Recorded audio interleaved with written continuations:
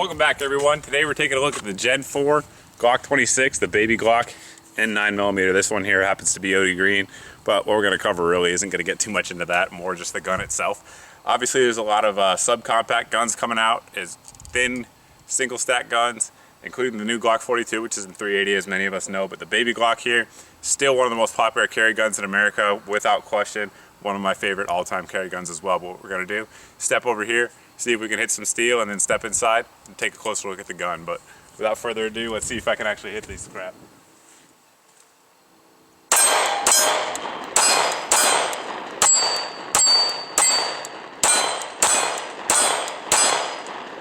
There you go.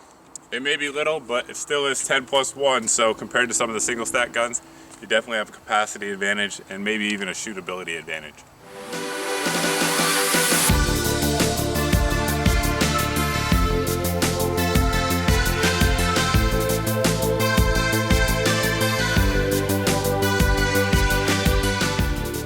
Glock 26 was released back in 1994, and for many of those years, this very gun right here has been my primary carry gun. You can see this one's got a little wear on it, finish starting to come off, it's got some dings and scratches, but I can tell you what, this gun served me well over the years. I've carried it a long time.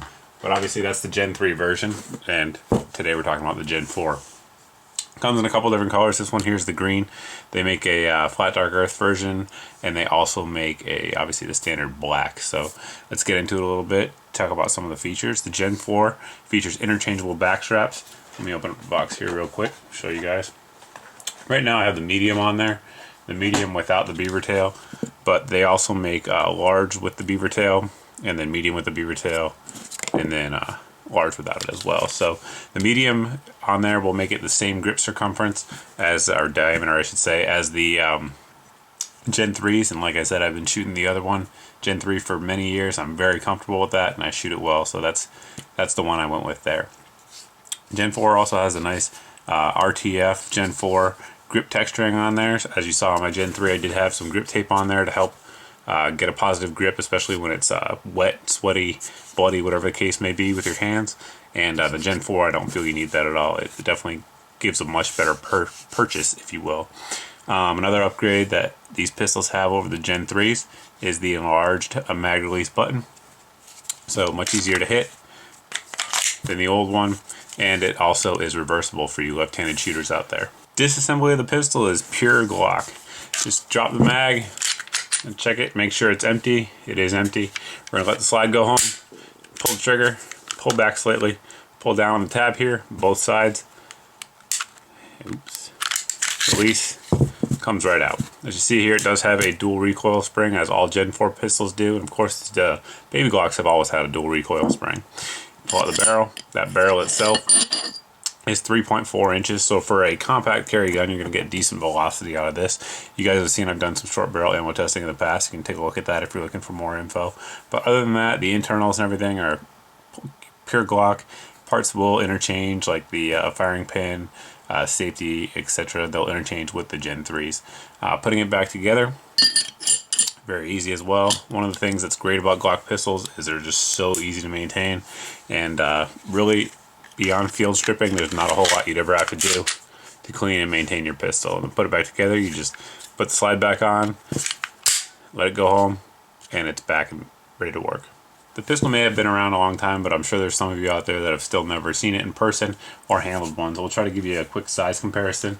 Here we have the Gen 4 Glock 19. Of course, you get more rounds on that one, but it's also larger, longer as well in the grip, as well as in the barrel there. So the thickness is going to be the same. I believe it's 1.18 inches, so not too thick, but not too thin either. You can see the overall differences as well from the top. Now, in the modern age that we have now with single stack and semi-single stack and 1.5 stack and whatever else they're calling them these days, the baby Glock is sort of a, I guess, a larger, if you could say that, carry piece. Taking a look at it compared to the shield here, you'll see how it compares size-wise.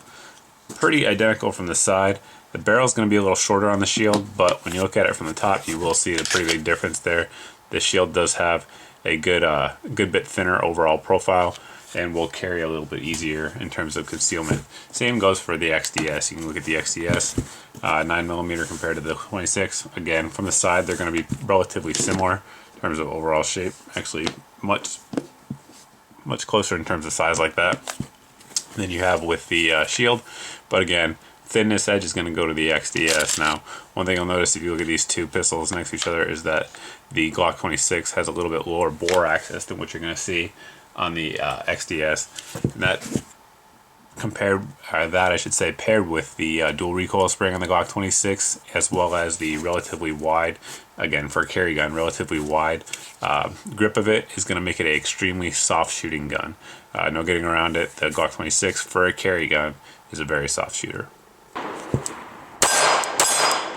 One advantage of using any 9mm Glock is the ability to use any of the larger size magazines. So here we have the 33 round Glock 18 mags, factory mags in there. They will run as reliably as anything else, and they'll work just fine. Same goes with the 17 and the 19 mags. So if you want to keep a higher capacity mag maybe on your hip for a backup mag, if you're carrying concealed, you can do it all the way up to a 33 rounder, which perhaps if you're going into a really bad neighborhood might make sense.